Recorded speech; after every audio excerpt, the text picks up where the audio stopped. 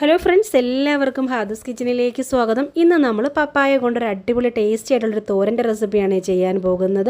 ചില നാടുകളിൽ തോരൻ എന്നല്ല പറയുക, ഉപ്പേരി എന്നൊക്കെയാണ് കേട്ടോ പറയുക. നമ്മുടെ നാട്ടിൽ തോരൻ തന്നെയാണ് കേട്ടോ പറയുന്നത്. അപ്പോൾ നമുക്ക് എങ്ങനെയാണ് ഇതൊന്ന് തയ്യാറാക്കുന്നതെന്ന് നോക്കാം. ആദ്യം തന്നെ പപ്പായ, ഒരു ചെറിയൊരു പപ്പായയാണ് ഞാൻ എടുത്തത്. അത് ഇതുപോലെ കട്ട് ചെയ്തെടുത്തിട്ടുണ്ട്. തീരെ ചെറുതായിട്ടാണ് കേട്ടോ കട്ട് ചെയ്തെടുത്തിരിക്കുന്നത്. അതുപോലെ തന്നെ ഇതിൻ്റെ കൂടെ ഒരു സവാളയും കൂടി കട്ട് ചെയ്തിട്ടിട്ടുണ്ട്. ഇനി നമുക്ക് ഈ ഒരു പപ്പായ ഒന്ന് കുക്ക് ചെയ്തെടുക്കാം. പാൻ നല്ലതുപോലെ തന്നെ ചൂടായി വന്നിട്ടുണ്ട്. അതിനകത്തോട്ട് നമുക്ക് ഓയിൽ ഒഴിച്ചു കൊടുക്കാം. അപ്പോൾ ഏത് ഓയിലായാലും കുഴപ്പമില്ല കേട്ടോ. സൺഫ്ലവർ ഓയിലാണെങ്കിലും അത് ഒഴിച്ചു കൊടുത്താൽ മതി. ഞാനിവിടെ വെളിച്ചെണ്ണയാണ് ഒഴിച്ചു കൊടുത്തിരിക്കുന്നത്. ഇനി ഇതിനകത്തോട്ട് നമുക്ക് കടുകും കൂടെ ചേർത്ത് കൊടുക്കുക. ഒരു 1/4 ടീസ്പൂണോളം കടുകും കൂടെ ആഡ് ചെയ്ത് കൊടുക്കാം. കടുക് നല്ലതുപോലെ തന്നെ പൊട്ടി വന്നാൽ നമുക്ക് ഇതിനകത്തോട്ട് നമ്മുടെ പപ്പായ കൂടി ഇട്ട് കൊടുത്ത് നല്ലതുപോലെ തന്നെ നിങ്ങൾ കുക്ക് ചെയ്തെടുക്കുക. അപ്പോൾ ഞാൻ ഇതിനകത്തോട്ട് ഇനി പപ്പായ ചേർത്ത് കൊടുക്കാൻ പോവുകയാണ്. കടുകെല്ലാം പൊട്ടി തുടങ്ങിയിട്ടുണ്ട്.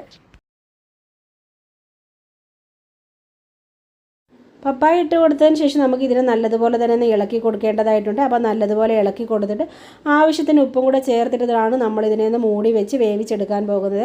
അപ്പോൾ ഇനി ഇതിനകത്തോട്ട് ഞാൻ ആവശ്യത്തിനുള്ള ഉപ്പും കൂടെ ചേർത്ത് കൊടുക്കാൻ പോവുകയാണ്. ഓരോരുത്തർക്ക് എത്രയാണ് ഉപ്പ് വേണ്ടതെന്ന് വെച്ചാൽ അതിനനുസരിച്ച് അങ്ങ് ഇട്ട് കൊടുത്താൽ മതി. ഞാൻ കുറച്ച് ഉപ്പ് മാത്രമേ ഇട്ട് കൊടുക്കുന്നുള്ളൂ. എന്നിട്ട് നന്നായിട്ട് മിക്സ് ചെയ്തിട്ട് നമുക്കൊരു മൂടി കൊണ്ട് അടച്ച് വെച്ചിട്ട് ഇതിനെ ഒന്ന് കുക്ക് ചെയ്തെടുക്കാം.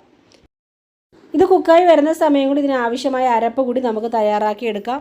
ഒരു വലിയ തേങ്ങയുടെ ഒരു മുറി തേങ്ങ ചിരകിയതാണ്. അതുപോലെ തന്നെ ഒരു 1/4 ടീസ്പൂണോളം മഞ്ഞൾപ്പൊടി, ഒരു 1/4 ടീസ്പൂണിനകത്ത് മുളക് പൊടി, അതുപോലെ തന്നെ ഒരു 1/4 ടീസ്പൂണിൽ താഴെ ജീരകം, ചെറിയ ജീരകമാണ്. അതുപോലെ തന്നെ ആവശ്യത്തിന് എരിവിന് ആവശ്യത്തിനുള്ള കാന്താരി മുളകാണ്. ഇനിയിപ്പോൾ നിങ്ങളുടെ കയ്യിൽ കാന്താരി മുളക് ഇല്ലാന്നുണ്ടെങ്കിൽ പച്ചമുളക് ഇട്ട് കൊടുത്താലും മതി.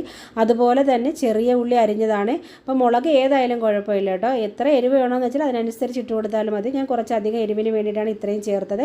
ഇനി ഇതിനെ നമുക്കൊരു മിക്സിയുടെ ജാറിലിട്ടിട്ട് ഒന്നങ്ങ് ഒതുക്കി എടുത്തിട്ട് വരാം. ഒരുപാട് അരയേണ്ട, ജസ്റ്റ് ഒന്നങ്ങ് ചതച്ചെടുത്താൽ മാത്രം മതി കേട്ടോ. ഇതിനിടയിൽ നമ്മുടെ തോരൻ ജസ്റ്റ് ഒന്ന് ഇളക്കി കൊടുക്കാൻ വേണ്ടിയിട്ട് തുറന്നതാണ് കേട്ടോ. അങ്ങനെ നമ്മുടെ അരപ്പ് ഇത് അവിടെ റെഡിയായി കഴിഞ്ഞിട്ടുണ്ട്. ഒരുപാട് അരച്ചിട്ടില്ല, ജസ്റ്റ് ഒന്നങ്ങ് കറക്കി എടുത്തത് മാത്രമേ ഉള്ളൂ കേട്ടോ. ഓവറായിട്ട് അരയ്ക്കല്ലേ, ജസ്റ്റ് ഒന്നങ്ങ് ചതച്ചാൽ മതി.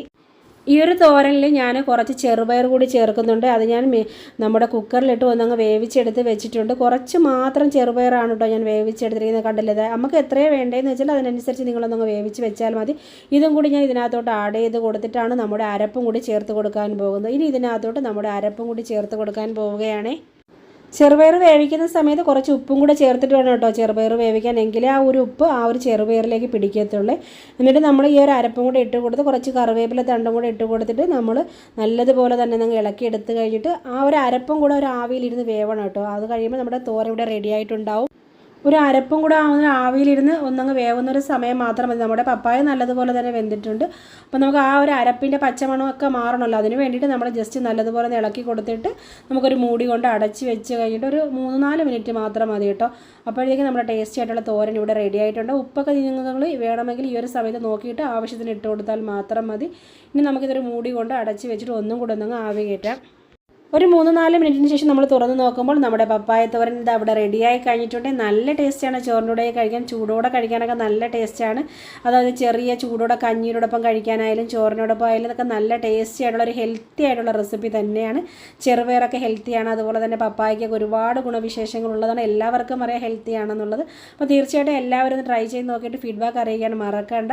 അപ്പോൾ ഇതുപോലെയുള്ള ഇൻഷാ അല്ലാഹ് നല്ല നല്ല വീഡിയോസായിട്ടൊക്കെ നമുക്ക് വീണ്ടും വരാം. അതുവരേക്കും ടേക്ക് കെയർ, ബൈ.